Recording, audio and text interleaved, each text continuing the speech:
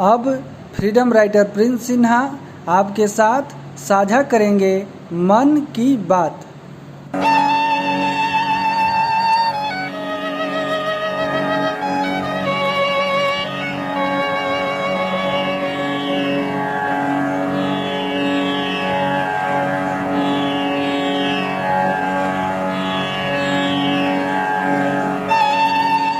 मेरे प्यारे देशवासियों नमस्कार। मैं प्रिंस सिन्हा गया शहर बिहार से। ये मेरा सौभाग्य है कि बहुत समय के अंतराल के बाद एक बार फिर मन की बात के माध्यम से आप सभी को नमस्कार करने का मौका मिला। साथियों, मुझे संस्कृत के इस श्लोक से बहुत प्रेरणा मिला है। उद्मेन ही सिद्ध्यन्ति कार्याणि न मनोरथै न ही सुप्तस्य सिंहस्य प्रविशन्ति मुखे मृगा। यानी व्यक्ति के मेहनत करने से ही उसके काम पूरे होते हैं, सिर्फ इच्छा करने से उसके काम पूरे नहीं होते। जैसे सोए हुए शेर के मुंह में हिरन स्वयं नहीं आता, उसके लिए शेर को परिश्रम करना पड़ता है।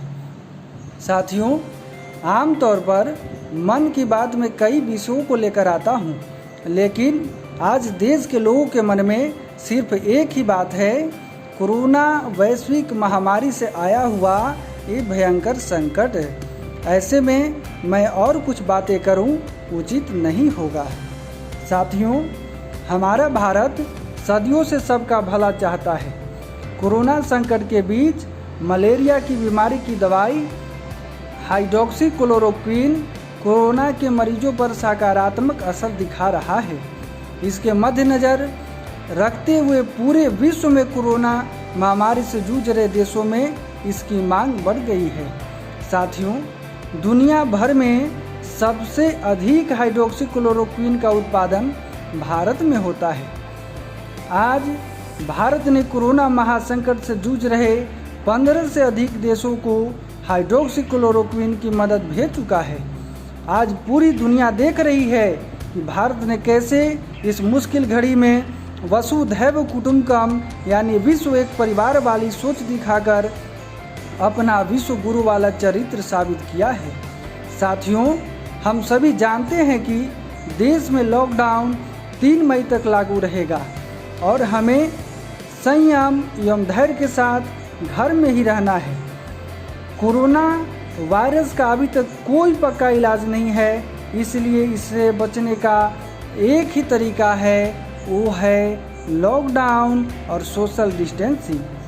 साथियों, पिछले दिनों देश के अलग अलग क्षेत्रों से डॉक्टरों पर जानलेवा हमले की तस्वीर देखने को मिला।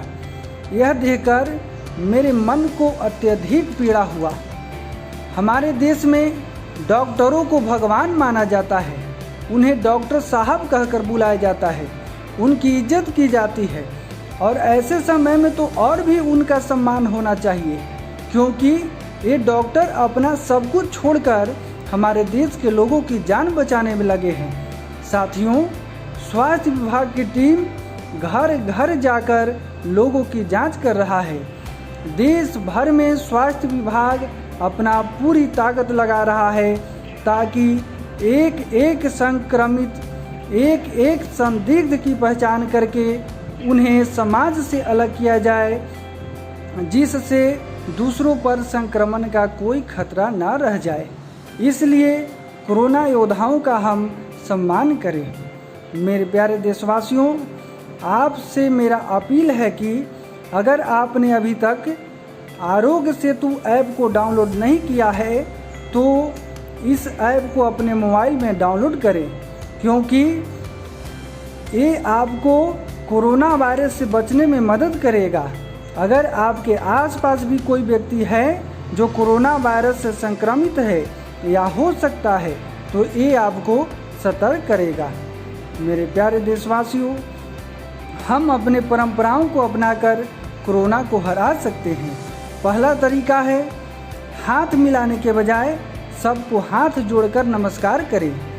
दूसरा तरीका है, अगर आपके पास फेस मास्क ना हो तो आप भारत की परंपराओं का पालन करते हुए गमछा से भी अपने चेहरे को ढक सकते हैं।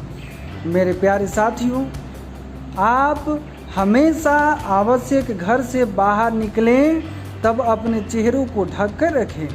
साधारण मास्क 6 से 8 घंटे के बाद इस्तेमाल करने लायक नहीं रहता, उसे फेंकना पड़ता है। लेकिन गमछे को आप धोकर फिर से इस्तेमाल कर सकते हैं, इसलिए हम आपसे यही कहेंगे कि गमछा का इस्तेमाल ज़रूर करें। साथियों, हम सभी जानते हैं कि कोरोना महामारी की कोई दवा अभी तक नहीं बनी है। इस रोग से बचने के लिए शरीर की रोग प्रतिरोधक क्षमता बढ़ाने के उपाय करना ही बेहतर है। मेरे प्यारे साथियों, कोरोना से बचाव के लिए आयुष मंत्रालय की परामर्श जारी हुई है। इसमें स्पष्ट कहा गया है कि शरीर की रोग प्रतिरोधक क्षमता बढ़ाकर कोरोना से लड़ सकते हैं। मेरे प्यारे साथियों, आइए जानें शरीर की रोग प्रतिरोधक क्षमता बढ़ाने के लिए क्या करें।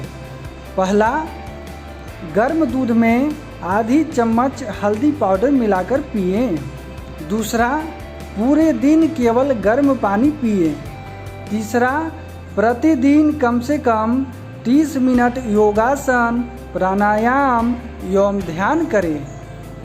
चौथा, हरी सब्जियां जैसे पालक, कच्ची गाजर लेना फायदेमंद है। पाँचवा, प्रतिदिन सुबह 10 ग्राम च्यवनप्राश लें। अगर मधुमेह के रोगी हैं तो शुगर फ्री च्यवनप्राश लें।